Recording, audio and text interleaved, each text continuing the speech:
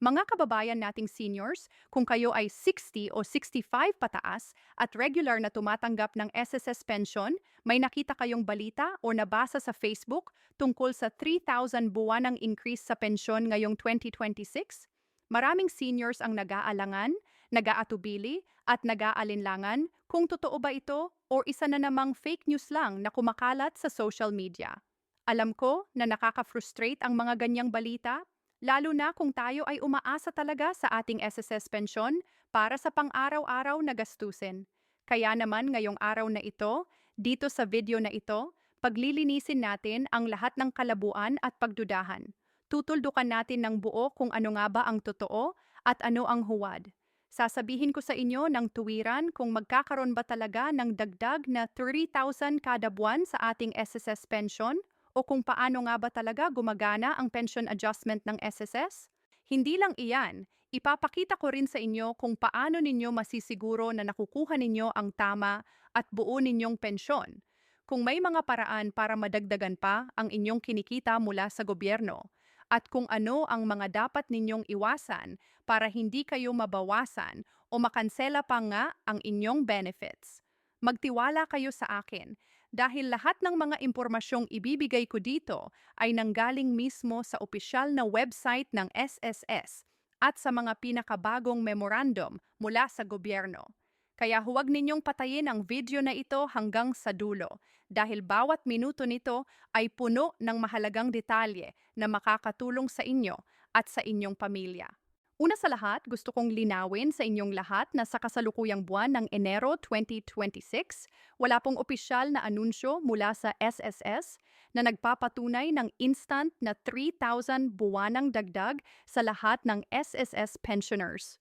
Oo, masakit marinig ito lalo na kung umasa tayo, pero mas mahalaga na malaman natin ang totoo kaysa magpaloko sa maling impormasyon. Ang SSS pension ay hindi gumagalaw ng basta-basta. May proseso ito, may estudyo, at may batas na sinusunod. Ang pension adjustment o dagdag sa pensyon ay hindi kayang ipasok o ipatupad agad-agad ng SSS nang walang pag-aaral sa actuarial soundness ng fund.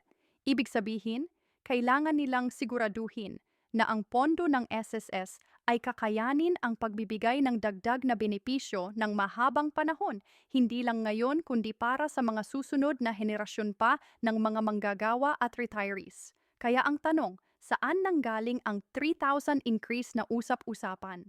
Mayroon talagang mga nag-circulate na proposal at pending bills sa Kongreso tungkol sa pension increase, pero ang proposal na yan ay hindi pa naaaprubahan, hindi pa naipapasa bilang batas, at wala pang final implementation date. Ngayon, huwag kayong mawalan ng pag-asa dahil may mga lehitimong paraan para tumaas ang inyong SSS pensyon o para makakuha kayo ng karagdagang benepisyo. Naaalala ba ninyo noong 2017 at 2019, nagkaroon tayo ng mga pension increase? Noong 2017, may 1,000 across-the-board increase para sa mga qualified pensioners. At noong 2019, may karagdagang adjustment na umabot ng 2,000 para sa ibang mga retirees depende sa kanilang pension bracket at years of contribution.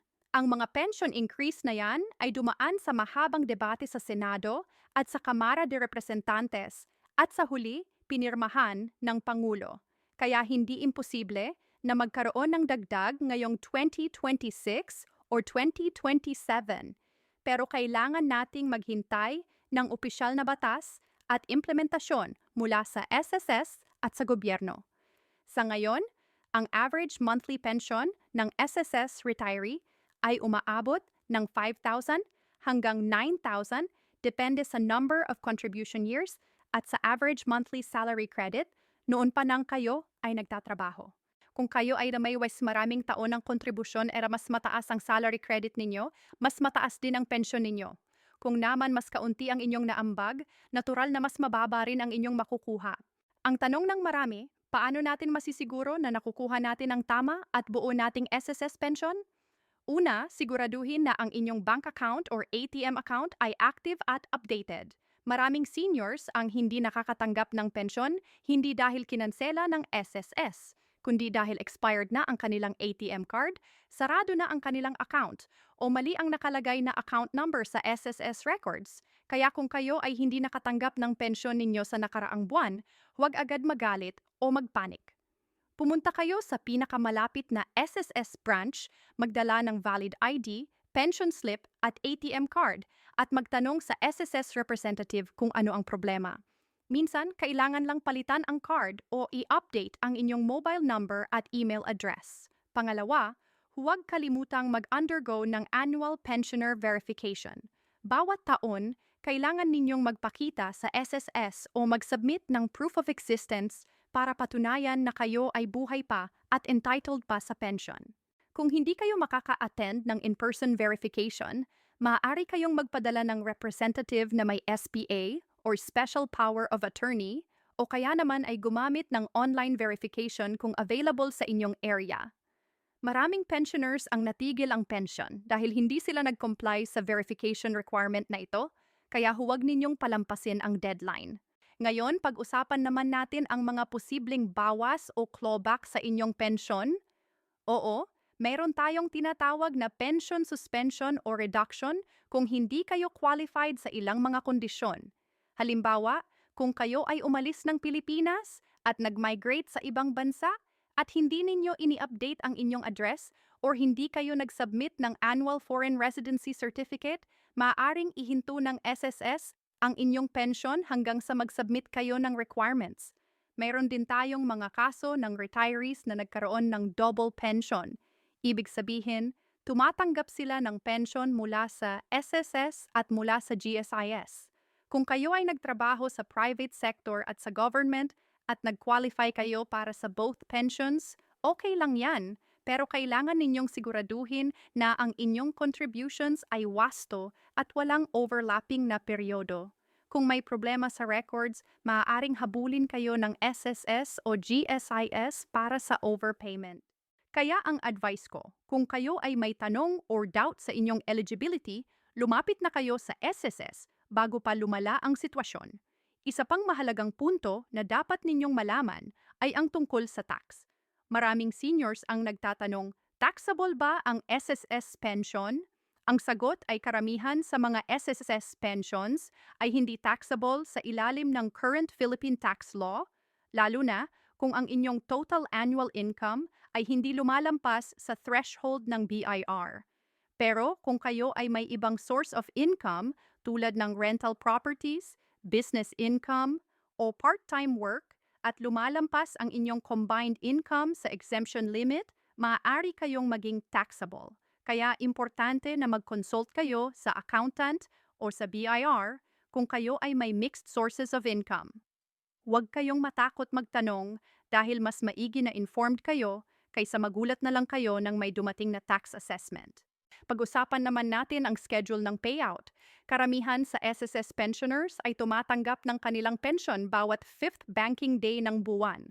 Kung Sabado o Linggo ang 5th day, lalabas ang pera sa susunod na business day. Pero dahil sa dami ng pensioners, minsan ay hindi sabay-sabay ang release. May mga banks na mas maaga ang posting, may iba naman na mas matagal. Ang importante, huwag kayong magpanik kung hindi agad lumabas ang pera ninyo sa unang araw. Maghintay kayo ng hanggang 7th or 8th day at kung wala pa rin, doon na kayo lumapit sa SSS or sa inyong bangko. May mga pensioners din na nag-opt na magtanggap ng pension via check imbes na ATM.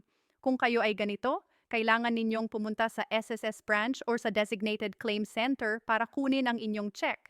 Medyo hassle ito kumpara sa ATM kaya kung kaya ninyo, mag-switch na kayo sa direct deposit para mas convenient at mas ligtas. May special benefits din na hindi lahat ng seniors ay alam. Una, ang SSS 13th month pension. Bawat taon, tumatanggap ang mga SSS pensioners ng additional 1-month pension as a 13th month benefit. Ibig sabihin, kung ang regular pension ninyo ay 6,000 kada buwan, makakatanggap kayo ng karagdagang 6,000 sa inyong 13th month na karaniwang lumalabas sa buwan ng Nobyembre o Disyembre. Ito ay malaking tulong lalo na sa panahon ng Pasko kung saan maraming gastusin. Pangalawa, mayroon tayong SSS sickness benefit at disability benefit na maaaring maklaim ng pensioners kung sila ay nagkasakit or naging permanently disabled. Kung kayo ay confined sa ospital ng mahigit 4 days, maaari kayong mag-file ng sickness claim sa SSS at makakatanggap kayo ng cash benefit equivalent to 90% of your average daily salary credit, multiplied by the number of compensable days. Hindi lahat ay nakakaalam nito, kaya kung kayo ay nagkasakit recently, check ninyo kung qualified kayo. Mayroon ding death benefit para sa inyong mga beneficiaries. Kung kayo ay pumanaw, ang inyong legal spouse at dependent children ay maaaring makatanggap ng lifetime pension o lump sum death benefit depende sa inyong contribution records. Kaya importante na updated ang inyong beneficiaries sa SSS records. Maraming pamilya ang hindi nakakatanggap ng death benefit dahil hindi nila alam ang proseso o dahil ang records ng deceased member ay outdated. Kaya habang kayo ay buhay pa, siguruhing nakausap ninyo ang inyong pamilya tungkol dito at i-update ninyo ang inyong SSS account kung may pagbabago sa inyong civil status o sa inyong dependents. Yung isa pang tip na gusto kong ibahagi ay kung paano ninyo madadagdagan ang inyong retirement income through other government programs. Halimbawa, kung kayo ay senior citizen na may PhilHealth, siguruhing nakukuha ninyo ang lahat ng benefits na maaari ninyong makuha tulad ng Z-benefit packages para sa mga major illnesses. Ang PhilHealth ay may coverage para sa cataract surgery, dialysis, chemotherapy, at marami pang iba na libre o heavily subsidized. Maraming seniors ang hindi nag-a-avail ng benefits na ito dahil hindi nila alam o dahil nahihiya silang magtanong. Huwag kayong mahiya dahil yan ay karapatan ninyo bilang senior citizen at bilang contributing member ng PhilHealth noong kayo pa ay nagtatrabaho. Mayroon din tayong senior citizen discount at PWD discount na maaari ninyong gamitin sa mga grocery, drugstore, restaurant, at utilities. Sa ilalim ng Expanded Senior Citizens Act, entitled kayo sa 20% discount sa selected goods and services at VAT exemption pa. Kung kayo ay regular na bumibili ng maintenance medicines, malaki ang matitipid ninyo dito.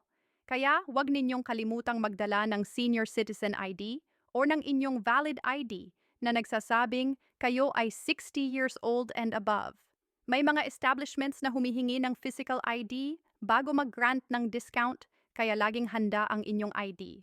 Bumalik tayo sa 3,000 pension increase. Ano ba talaga ang realistic na inaasahan natin ngayong 2026? Ayon sa mga pending bills sa Kongreso, may mga lawmakers na nag-propose ng 2,000 hanggang 3,000 across-the-board increase para sa lahat ng SSS pensioners.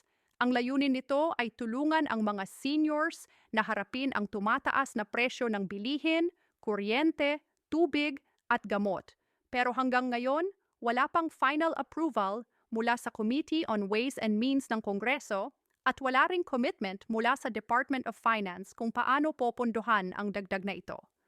Ang SSS mismo ay nag-warning na kung hindi maingat ang implementation ng pension increase, baka maapektuhan ang financial sustainability ng fund. Ibig sabihin, baka maubos ang pondo at hindi na makabayad ang SSS sa future retirees. Kaya ang balanse ay napakahirap gawin.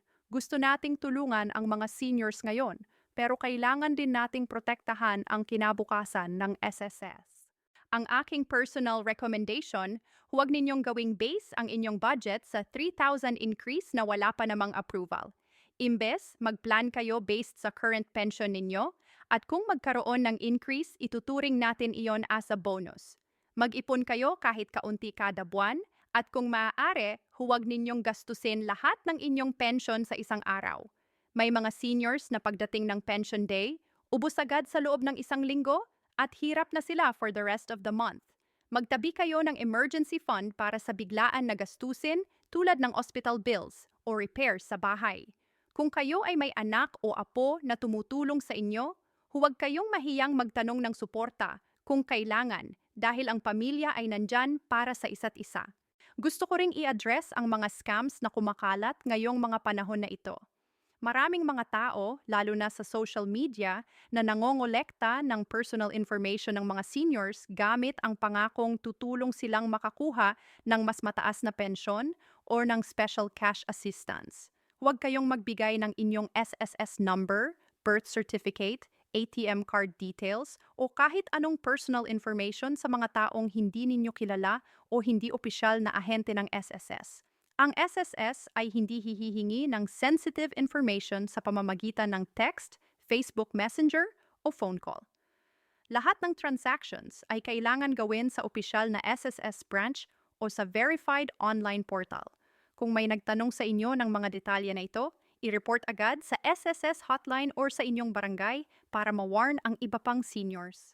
Sa huli, ang pinakamahalagang mensahe na gusto kong iwan sa inyo ngayong araw na ito ay ito: huwag tayong mabuhay sa haka-haka o sa tsismis. Ang SSS pensyon ay isang sagrado at mahalagang programa na tumutulong sa milyon-milyong Pilipinong seniors na mabuhay ng may dignidad pagkatapos ng maraming taon ng pagtatrabaho. Kung may tanong kayo, lumapit sa SSS directly. Kung may problema sa inyong pensyon, mag-file ng complaint o magtanong sa SSS representative. Kung may balita na nakita kayo online, i-verify muna bago magtiwala. Ang katotohanan ay laging matatagpuan sa opisyal na channels, hindi sa memes o sa shares ng mga kaibigan nating may good intentions pero kulang sa tamang impormasyon. Kaya mga kababayan, ang sagot sa tanong na ito, totoo ba ang 3,000 buwanang increase sa SSS pension ngayong 2026?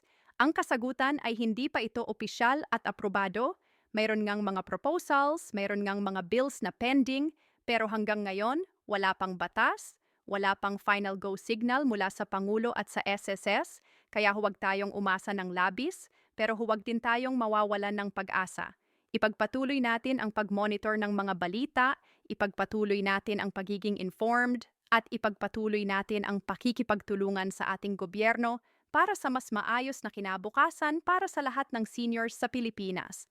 Salamat sa inyong pakikinig at sana ay nakatulong ang video na ito sa inyo. Hanggang sa muli, mag-ingat kayo palagi at pahalagahan ninyo ang bawat araw na ipinagkaloob sa atin.